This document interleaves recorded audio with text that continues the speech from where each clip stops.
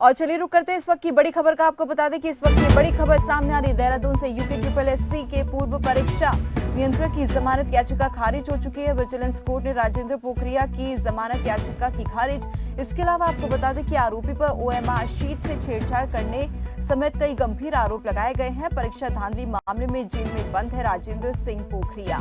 तो ये बड़ी खबर इस वक्त की सामने आ रही है कि ओएमआर शीट से छेड़छाड़ का आरोप लगा है। और इसी खबर पर ज्यादा जानकारी के लिए हमारे साथ उत्तराखंड के ब्यूरो चीफ कैलाश जोशी जुड़ गए। कैलाश, क्या कुछ जानकारी मिल पा रही, सबसे पहले बताएं। बिल्कुल दीपाली, देखिए जिस प्रकार से उत्तराखंड में पेपर लीक मामले में अब एक बड़ी कार्रवाई यहाँ पर हुई है। जिस प्रकार से जो राजेंद्र पोखरिया हैं, जो पूर्व परीक्षा नियंत्रक थे, उनके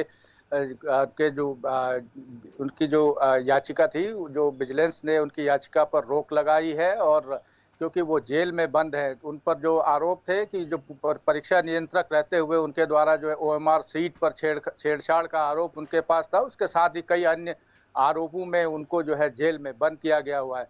क्योंकि जिस प्रकार से यूके का जो मामला था, उसके बाद उत्तराखंड में लगातार बढ़ते पेपर लीक के जो मामले थे, उसमें तमाम अधिकारियों के खिलाफ भी कार्रवाई उत्तराखंड सरकार के द्वारा की गई थी, जिनमें से एक राजेंद्र पोखरिया भी है। और राजेंद्र पोखरिया जो है उनकी जो जमानत याचिका थी, उस पर विजिलेंस कोर्ट के द्वारा रोक लगा दी गई है।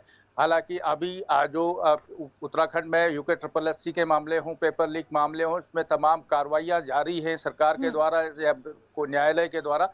लेकिन उनमें से एक जो है राजेंद्र पोखरिया है, जो पूर्व में परीक्षा नियंत्रक थे, और परीक्षा नियंत्रक इस वक्त जेल में बंद हैं। और उनके द्वारा जमानत याचिका यहाँ पर लगाई गई थी, जिस जमानत याचिका में विजिलेंस कोर्ट ने जो है रोक लगा दी है।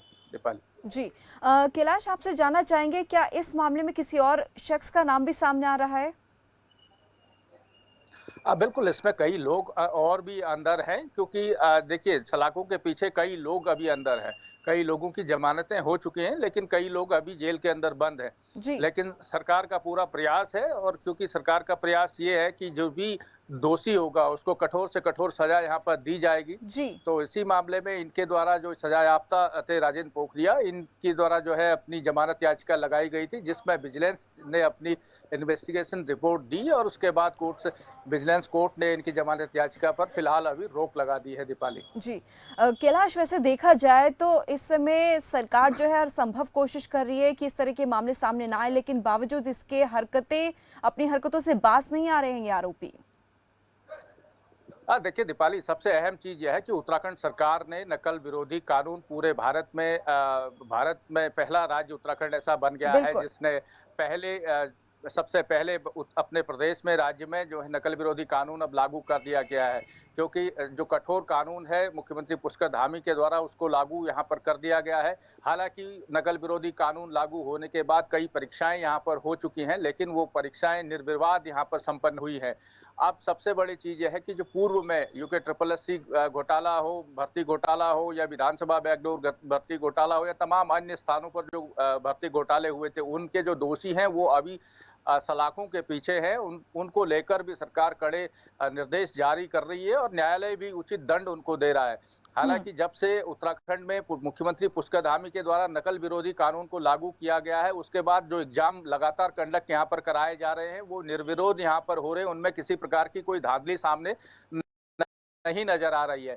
कहीं न कहीं सरकार का ये इनिशिएटिव जो नकल विरोधी कानून है, नकल विरोधी कानून को जिस प्रकार से ठोस बिंदुओं को सामने रखते हुए रखा गया है, वो काबिले तारीफ है। और अब ये उम्मीद की जा रही है, युवाओं में भी एक भरोसा यहाँ पर दिख रहा है। बिल्कुल कैलाश जोशी, बिल्कुल आपने सही कहा, क्योंकि युवाओं में सरकार के प्रति जो भरोसा है अब बढ़ता जा रहा है। क्योंकि एक नकल विरोधी कानून जो है, उत्तराखंड ऐसा पहला राज्य बन गया है ये कानून लाने वाला, और ऐसे में कहीं ना कहीं जो भरोसा है धामी सरकार पर वो लगातार युवाओं का बढ़ता जा रहा है। क्योंकि एक जो वादा किया था धामी सरकार ने, वो कहीं ना कहीं पूरा होता हुआ दिखाई दे रहा है। चलिए, बहुत बहुत धन्यवाद कैलाश जोशी इस तमाम जानकारी के लिए। तो जैसे कि हमारे उत्तराखंड के ब्यूरो चीफ कैलाश जोशी ने भी जानकारी दी कि इस मामले में फिलहाल के लिए एक आरोपी को पकड़ा गया है। और आपको भी बता दें कि लगातार एक भरोसा जो है युवाओं का उत्तराखंड सरकार पर बढ़ता जा रहा है। चलिए बढ़ते आगे।